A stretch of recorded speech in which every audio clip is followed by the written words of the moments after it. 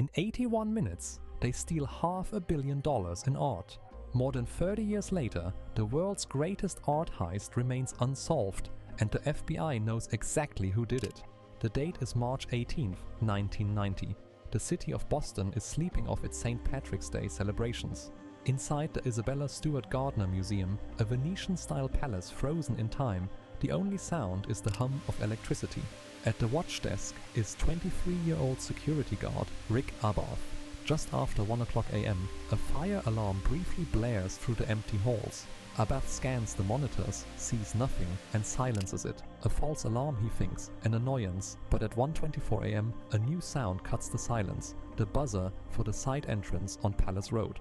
On the intercom, two men identify themselves as Boston police officers. They say they're responding to a report of a disturbance. Museum protocol is absolute. After hours, the doors open for no one. Not for police, not for fire, not without a direct call from a supervisor. Abarth hesitates, then makes a decision that will echo through history. He opens the door, the men enter. One of them, Thief 1, claims he recognizes Abarth from an outstanding warrant. He orders the young guard to step out from behind the desk, away from the room's only panic button. Abarth complies. Instantly, he and the second guard, Randy Heston, are overpowered.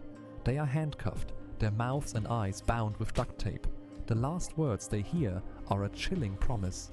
"You won't get hurt, but if you give us any problems, we'll kill you." The guards are secured to pipes in the dark basement, where they will remain for over 7 hours. Above them, the thieves now have total control of a palace filled with priceless treasures. The clock starts on their 81-minute spree. Their movements are strangely precise. They bypass entire galleries and head straight for the Dutch Room, home to some of the museum's most valuable works. Here, they commit their most brutal act of vandalism. They don't bother with delicate removal. They take knives and crudely slice two masterpieces from their stretchers: Rembrandt's Only Seascape, The Storm on the Sea of Galilee, and Vermeer's The Concert, one of only 34 known works by the artist and the most valuable stolen object in the world. Their choices are baffling. In the same room, they leave behind Titian's The Rape of Europa, a far more valuable painting at the time. They smash the glass on a small Rembrandt self-portrait etching to steal it, but then leave the far more valuable silk Napoleonic flag after failing to unscrew its finial. In total, they steal 13 pieces, valued at over $500 million.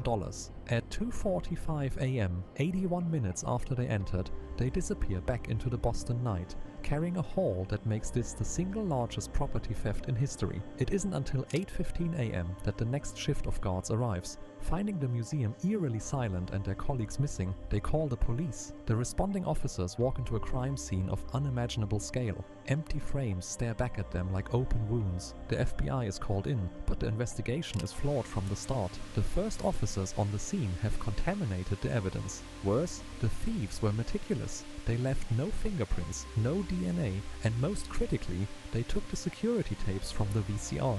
With no forensic leads, suspicion immediately falls on the one person who broke the rules, Rick Abarth. Why did he open the door? Why did motion detector records from that night show he was the only person to approach the small Rembrandt self-portrait just hours before it was stolen? Abarth maintains his innocence. He claims opening the door was a simple mistake, a lapse in judgment. He says he was doing his rounds when he passed the Rembrandt, not casing it.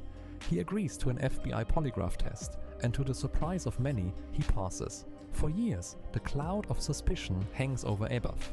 Then, in 2015, a stunning development. The museum releases newly discovered surveillance footage from the night before the heist. It shows Abarth buzzing in an unidentified man at 12:49 a.m., 24 hours before the theft, for a 2-minute chat at the security desk. This second, shocking breach of protocol reignites old theories, but ultimately leads nowhere. The FBI, meanwhile, has already pivoted. They are now convinced the crime was not the work of a rogue guard, but of seasoned professionals from Boston's organized crime network. The primary theory centers on a notorious crew based in Dorchester, led by a low-level mobster named Carmelo Merlino. The FBI believes Merlino masterminded the heist, using two associates, George Reisfelder and Lenny DiMuzio, to pose as the police officers. But the trail hits a brick wall. Within a year of the heist, both Reisfelder and DiMuzio are dead, taking any potential testimony with them. Merlino himself is later imprisoned on unrelated charges. He reportedly tells informants he can use the art as a get-out-of-jail-free card, but he dies in prison in 2011, never revealing its location. Years pass. The case grows cold. Then, in 2010, a new name emerges from the shadows: Robert Bobby Guarente, another aging member of the Merlino crew. His widow approaches the FBI with a story she has held onto for 6 years. She tells investigators that as her husband lay dying of cancer in 2004, he confessed his involvement in the Gardner heist. He also told her he had given 2 of the stolen paintings to a trusted friend for safekeeping, a Connecticut mobster named Robert Gentile. The FBI now has a living person of interest. Robert Gentile, known as Bobby the Cook, is an elderly, outwardly unassuming figure, but investigators believe he may be the key to recovering the $500 million collection. In 2012, they secure a warrant to search his Connecticut home. The raid on Gentile's home is a media sensation. Agents tear the house apart, even digging up the backyard. They find no art, but they do find a handwritten list of the 13 stolen Gardner pieces, with their estimated black market values next to each one. They also find police uniforms and handcuffs. Gentile vehemently denies everything. He claims he was set up, that Guarente's widow is lying to get the reward money. He insists he knows nothing about any stolen art. Despite immense pressure from the government, he refuses to talk. He dies in 2021, a keeper of secrets to the very end. On March 18, 2013, the 23rd anniversary of the heist, the FBI holds a landmark press conference. They announce, with a high degree of confidence, that they have finally identified the thieves. They confirm they were members of the mob organization long suspected of the crime. They also reveal that they know the art traveled from Boston to Connecticut and the Philadelphia area in the years after the crime. They have evidence of a credible attempt to sell the Rembrandt seascape in Philadelphia in 2002, but after that, the trail disappears completely. It is a frustrating paradox. The FBI is certain they know who did it, but all their prime suspects are dead. They know where the art was 2 decades ago, but have no idea where it is today. The world's greatest art heist is both solved and fundamentally, hopelessly unsolved.